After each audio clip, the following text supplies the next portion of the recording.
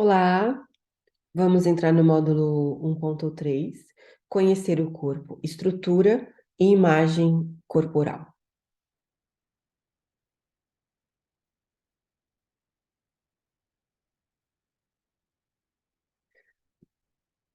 Vamos lá, o tônus muscular, né? O tônus muscular tem a ver com a resistência de um músculo durante uma ação. Quando tocamos um músculo, percebemos pelo nosso tato a tensão que ele faz para realizar um determinado movimento. Chamamos a essa resistência a distensão de hipertrofia. Ao contrário da hipertrofia, é a chamada hipotonia, que ocorre quando o músculo está mais flácido, né? Mais relaxado. O tônus muscular é muito importante para nos dar capacidade física para manter uma postura correta, um equilíbrio corporal, bem como a realização de gestos e movimentos de forma definida. Parece uma coisa, nossa, o que que isso tem a ver com dinâmica corporal? Tem tudo a ver, porque até um simples caminhar, ele precisa do tônus muscular para ocorrer de forma correta, né? Ocorrer de forma saudável, né?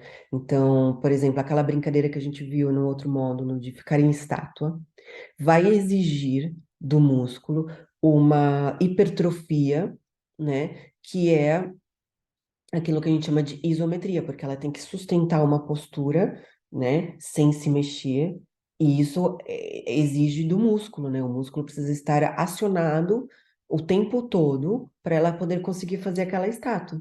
Ou, por exemplo, uma brincadeira sobre aquela. No Brasil tem uma brincadeira de vivo ou morto, vivo ou morto. Então, toda vez que fala vivo, fica em pé. Toda vez que fala morto, tem que agachar. Também é um exercício que precisa muito da da tensão muscular para conseguir fazer esse agachamento. Então, toda vez que agacha, você tem ali ativado músculos da coxa. Não vou entrar em detalhes com o nome de músculo, porque não é isso o foco, mas assim, você vê, o bumbum tá durinho, as coxas estão bem firmes, e quando levanta, aquilo relaxa, né? Então, o tônus muscular, ele é muito importante para nós aqui nesse trabalho. Se queremos desenvolver uma consciência corporal, né, dessa dinâmica corporal de uma forma educativa, não simplesmente, vamos brincar e tudo bem, né? Então, a gente tem aqui que despertar essa consciência mesmo corporal, até mesmo numa simples brincadeira, né? Nossa função enquanto educadora ali de proporcionar ambientes de aprendizagem o tempo todo para a criança, mesmo que ela não perceba isso, né? Mas a gente precisa perceber e estimular, né? A postura. A postura está diretamente ligada ao tônus muscular, constituindo essa unidade tônica postural. É esse tônus que ajuda a criança a ficar em pé em determinadas posições, né? Por exemplo, ficar em determinadas posições, desculpa, como ficar em pé, ficar sentada, até mesmo deitada, né? Para a ação corporal, há uma postura ou uma mudança de postura que depende da ajuda da energia tônica canalizada para essa ação. Em todas as fases da vida, precisamos dominar cada postura para deixar executar a ação pretendida, e o tônus é o responsável pela manutenção da postura, né? Então, por exemplo, o bebê é um claro exemplo disso, né? Então, ele quando nasce, ele é totalmente hipotônico, ou seja, todo relaxado, e à medida que ele vai descobrindo o próprio corpo, ele começa a tensionar alguns músculos, ativar alguns músculos, né? Ele faz isso com os dedinhos, com as mãos. Depois ele começa, quando ele tosse, quando ele tem dor de barriga, por exemplo, é uma contração muscular que acontece na barriga dele, ele sente dor, né? Quando ele começa a gritar, a chorar, também exige a musculatura aqui nessa área, né? Aí ele começa a descobrir que ele pode ficar sentado. Então, para ele descobrir que ele pode ficar sentado, ele com certeza descobriu alguma tonicidade muscular. Ele descobriu que, opa, eu tenho coisas aqui que me seguram nessa postura. E isso para levantar, enfim, todo esse processo, né? É que às vezes a gente esquece dessas coisas, mas depois vai lembrar delas quando fica idoso, porque daí não consegue mais ficar retinho, não consegue mais andar, tem dor aqui, tem dor ali. Então, é realmente algo muito importante para nós, né? E a gente desenvolver essa consciência corporal na criança para não ter lesão, né? Para não ter problemas posturais, certo? O equilíbrio. O equilíbrio representa aquilo que chamamos de distribuição do peso corporal em relação ao espaço, ao tempo e ao eixo de gravidade. O equilíbrio é a base para a coordenação da dinâmica, da coordenação dinâmica global, aquela que a gente viu no módulo anterior. Podemos dividir o equilíbrio em dois conceitos, o estático e o dinâmico, né? O equilíbrio estático é o mais difícil, porque vai exigir não somente o tônus muscular, para manter a postura estática, mas também uma consciência mental para controlar a concentração, né? E o eixo, né? Ficar no eixo da gravidade. Já o equilíbrio dinâmico está relacionado com o centro de gravidade, com o domínio do tônus muscular e da postura em movimento. Então, por exemplo, o caminhar exige também um equilíbrio dinâmico, né? Para que você caminhe dentro de um ritmo, para que você caminhe e não caia. Parece que não, mas tem gente que tem essas dificuldades, né? Por exemplo, quando alguém sofre um acidente grave, a primeira coisa que ela perde é essa noção de equilíbrio, até mesmo no caminhar. A gente falando aqui parece uma coisa boba, mas não é. O equilíbrio estático, quando a gente fala eixo de gravidade, a gente quer dizer assim, estar num ponto fixo no chão. Isso é nosso eixo de gravidade. Então a gente está todo conectado aqui, como se fosse um fiozinho, né?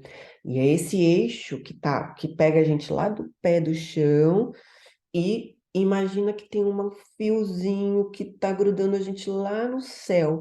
É isso que é a nossa postura. Então, essa brincadeira de consciência corporal que a gente faz com as crianças, para ela entender o quanto é importante a gente conhecer o nosso corpo, né?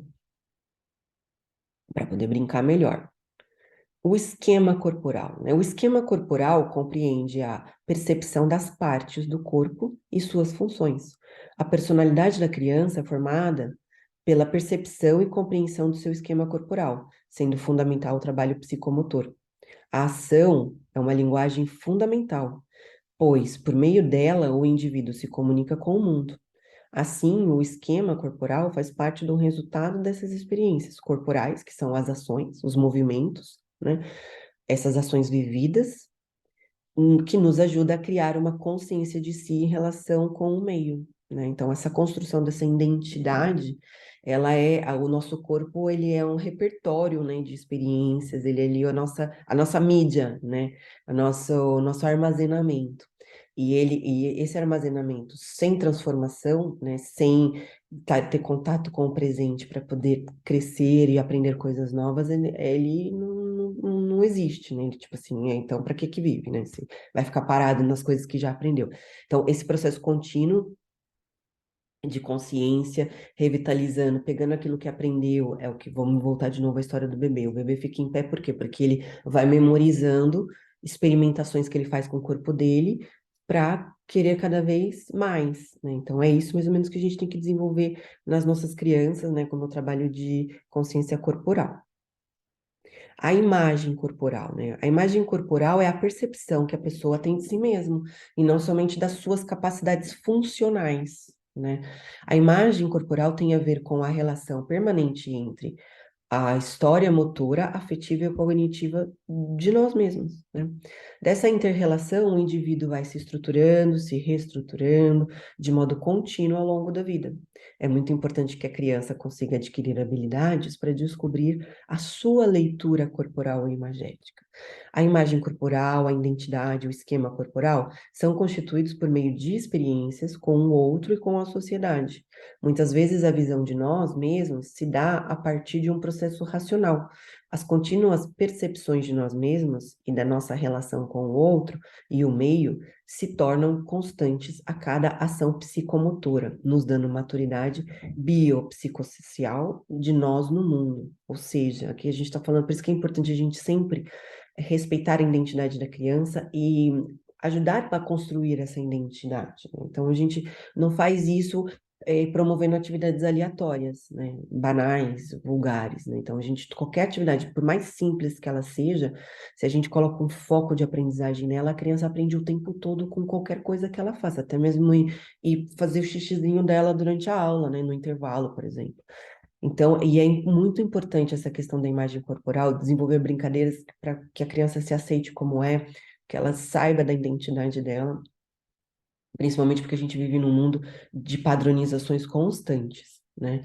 Então, tudo que a gente pode ajudar a criança nesse processo de descoberta de si próprio e de gostar de si mesmo, não só do sentido estético, mas do sentido de conhecer as suas habilidades corporais, físicas, intelectuais, né? E aí a gente pode entrar junto nesse processo aqui do conhecendo o corpo com a teoria das inteligências múltiplas, processos emocionais.